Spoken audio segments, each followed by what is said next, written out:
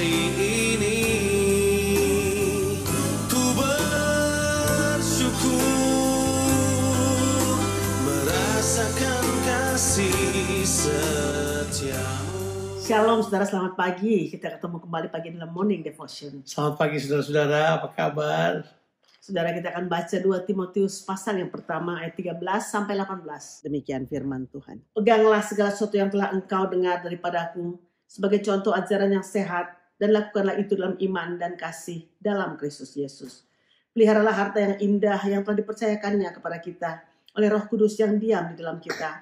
Engkau tahu bahwa semua mereka yang di daerah Asia Kecil berpaling daripadaku, termasuk Figelus dan Hermogenes. Tuhan kiranya mengaruniakan rahmat-Nya kepada keluarga Onesiphorus yang telah berulang-ulang menyegarkan hatiku.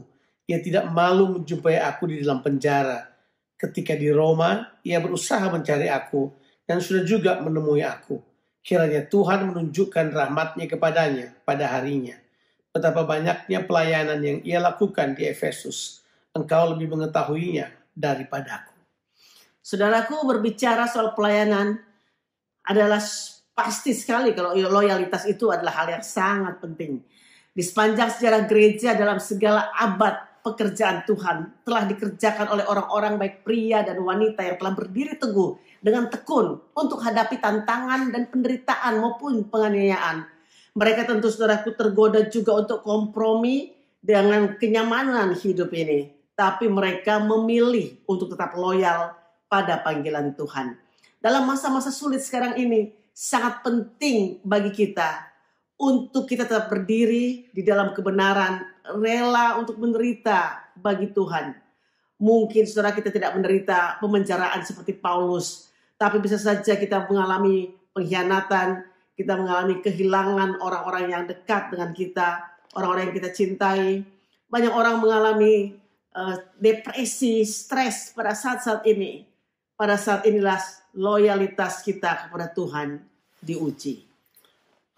Loyalitas sangat penting, saudara-saudara. Dan untuk loyal, Paulus menawarkan kepada Timotius dua hal yang sangat luar biasa. Yang pertama, peganglah. Itu kata penting.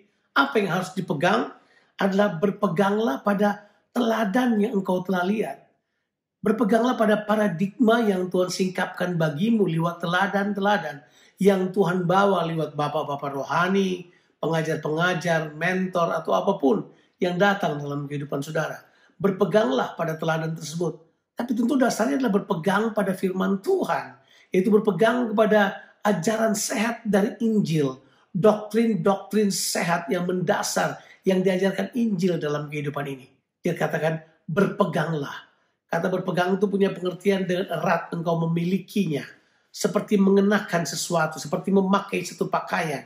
Engkau memilikinya dalam kehidupannya. Itu kata yang pertama, berpeganglah. Nah, kata yang kedua adalah, peliharalah. Apa yang harus dipelihara? Yang harus dipelihara di sini dikatakan adalah semua yang Tuhan percayakan kepada kita. Kata peliharalah ini itu punya pengertian adalah kita betul-betul seperti preserve. Kita guard, kita jaga, tapi juga punya pengertian kita preserve. Seperti mengawetkan sesuatu. Supaya komitmen kita tetap fresh. Supaya pelayanan kita tetap fresh. Amen. Penyerahan diri kita tetap fresh kepada Tuhan. Kita perlu memelihara sesuatu. Kita perlu mempersembahkan ulang kehidupan kita kepada Tuhan. Supaya semua yang kita kerjakan seperti sesuatu yang baru, yang fresh. Yang kita persembahkan kepada Tuhan. Itu dimaksudkan peliharalah semua harta yang indah yang Tuhan berikan kepada kita. Karunia-karunia. Tuhan mempercayakan firman-Nya kepada kita. Tuhan mempercayakan jemaat-Nya kepada kita. Tuhan mengajarkan pewahyuan, mempercayakan pewahyuan-pewahyuan-Nya kepada kita. Kita perlu sekali untuk berpegang dan memelihara apa yang Tuhan berikan buat kita. Saudaraku, dalam ayat 15 sampai dengan ayatnya 18, jelas sekali memberikan gambaran tentang keadaan Paulus yang sangat gelap. Di mana saudara para pendamping Paulus meninggalkan Paulus. Tentu ini kita juga tidak bisa katakan salah. Karena memang keadaannya di penjara sulit untuk orang datang berkunjung. Untuk orang datang untuk menjenguk Paulus. Nah, di sini saudara Paulus memberikan definisi tentang keadaan-keadaan yaitu contohnya kehidupan Onesiphorus, yang artinya adalah bring profit. Itu artinya adalah mendatangkan keuntungan. Loyalitas akan terlihat sekali ketika kita menghadapi tantangan, kesulitan, penderitaan, atau penganiayaan, masa-masa yang sulit dalam kehidupan kita. Karena loyalitas, saudaraku, adalah kualitas kesetiaan di dalam tekanan. Dan memang benar kata Alkitab. Ada banyak orang baik, tapi orang yang setia sangat sedikit. Ini zaman-zaman di mana kita harus tetap terus setia kepada panggilan kita, setia kepada Injil Yesus Kristus, setia kepada pribadi Tuhan, setia kepada komitmen-komitmen yang Tuhan percayakan kepada kita. Sebab kesetiaan atau loyalitas itu adalah hal yang sangat penting. Mengulangi apa yang istri saya katakan tadi, bahwa memang benar, loyalitas adalah kesetiaan dalam tekanan, kesetiaan dalam penderitaan. Kita perlu memiliki loyalitas. Dan Paulus katakan, orang-orang seperti Onesiphorus ataupun keluarga Onesiphorus itu perlu diperhatikan karena terbukti. Bahkan Paulus mengetahui bahwa Timotius pun mengetahui hal tersebut. Sebuah kualitas loyalitas yang tidak dapat dibantah lagi.